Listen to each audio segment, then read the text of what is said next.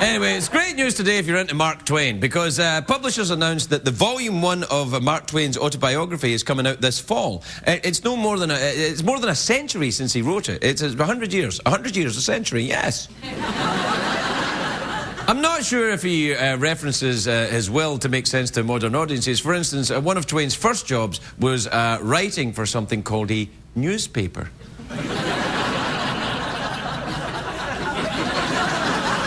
Which is kind of like a blog, but more papery.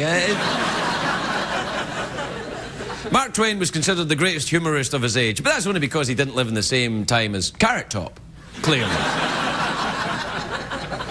Twain was good-looking too, great hair, piercing eyes. Do we have a picture of Twain? There he is.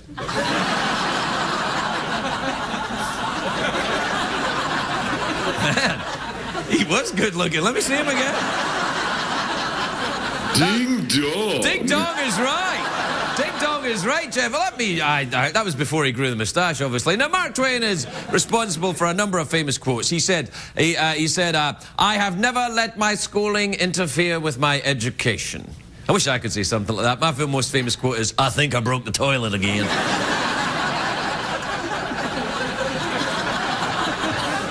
People are excited about this autobiography, though, because Mark Twain gave explicit instructions in his will that it couldn't be published until 100 years after his death. Because apparently he attacks people in the book. He disses them, as the young folks say. He wanted to make sure that they weren't alive so he wouldn't get their feelings hurt. But I'm thinking 100 years? That's a bit excessive. Like, were some of his enemies babies or something like that? Ah, babies. You make me so angry with you. Why, you babies, with your crying and your pooing your little diapers, why, you make me more angry than I could ever be. By the way, that's an awesome Mark Twain impression. How does he do it? I don't know. They just come to me, Jeff. Why, those little babies, they're making me so angry I could put on my hat. Anyway, my hat's off to Mark Twain for writing down what he thought and then sticking to it. So what if it offends people? I say do it, you know. See, nowadays, nobody sticks to anything. Too many people get mad, and then, you know, they get mad and they say stuff, and then people say, hey, we don't like that, and they go, oh, I'm sorry, it was my parents. I have to go to rehab, obviously. I didn't mean to say stuff that you didn't agree with. Why, those little babies, they make me so angry. Anyway, it makes me laugh, the idea of Mark Twain getting angry at babies. Oh, I'm so angry at babies. I'm trying to write a book and they keep crying and yelling. Anyway, one of the big revelations in this book, apparently, is that Mark Twain, this is true, I'm not making it up, he had a thing for sex toys. I know! Apparently, Mark Twain and his secretary would give each other vibrators. His favourite was something called the Suckleberry Fin. Why, that's my favourite.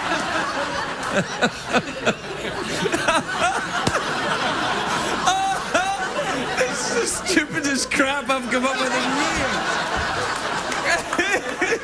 Why, those little babies? Anyway, I'm just saying, they did, it's true. They used to give each other vibrators, which were difficult to operate because batteries had not yet been invented.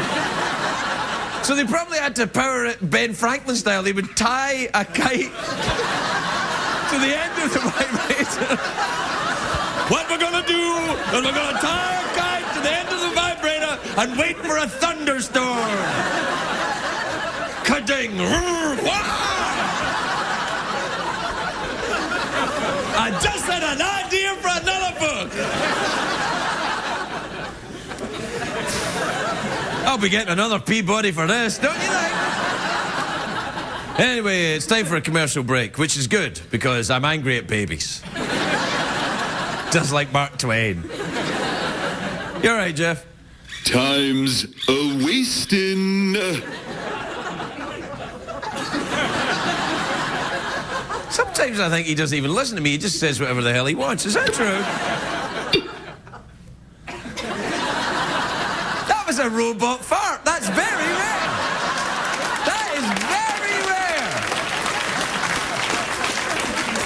rare. Very few people have ever heard that. You're right. Oh, he's embarrassed. Bless him. Are you embarrassed, Jeff? Yeah.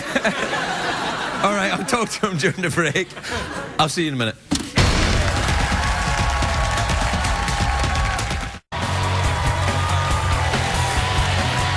Welcome back, everybody. Welcome back to the show.